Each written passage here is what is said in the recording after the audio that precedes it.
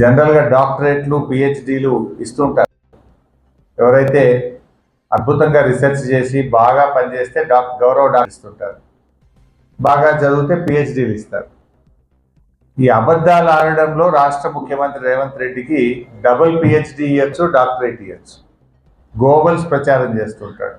ఒకసారి ఒకరిని మోసం చేయొచ్చు కానీ ఎప్పుడూ అందరినీ మోసం చేయలేవు అనే విషయాన్ని ఆయన గుర్తుపెట్టుకోవాలి.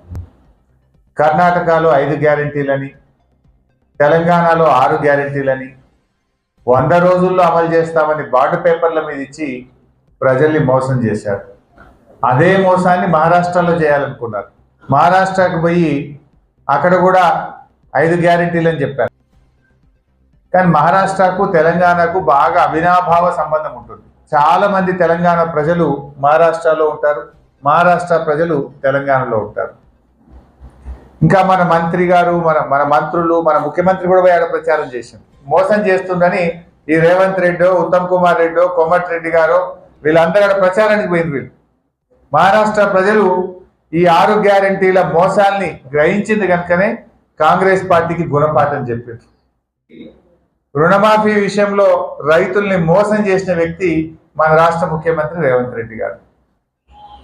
సో ఇప్పటికైనా రేవంత్ రెడ్డి గారు, కాంగ్రెస్ నాయకులు కళ్ళు తెరువుంది, బుద్ధి తెచ్చుకొని మీరు 100 రోజుల్లో అమలు చేస్తామన్న 6 గ్యారెంటీలు వెంటనే అమలు చేయాలని చెప్పి బీఆర్ఎస్ పార్టీ డిమాండ్ చేస్తుంది. హుజురాబాద్లో కేసీఆర్ గారు దళిత బంధు పథకం లాంచ్ చేశారు. 18,500 కుటుంబాలకు దళిత బంధు ఇచ్చారు కేసీఆర్ గారు.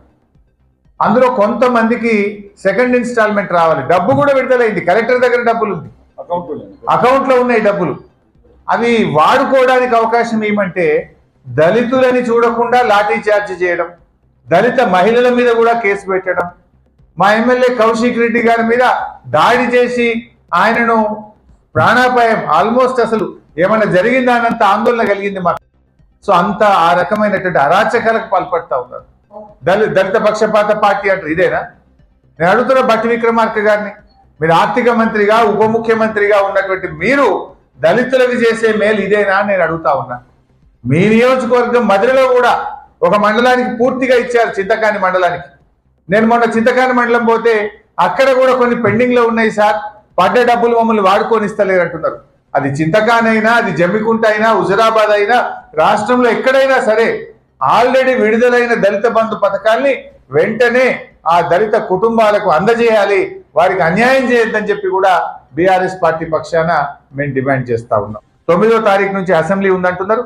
తప్పకుండా మొన్న జరిగిన సంఘటన మీద రాష్ట్ర వ్యాప్తంగా దళిత కుటుంబాలకు రావాల్సినటువంటి ఆ డబ్బుల మీద బీఆర్ఎస్ పార్టీ ఆ దళితుల పక్షాన అసెంబ్లీలో కూడా పోరాడుతుంది. Thank you.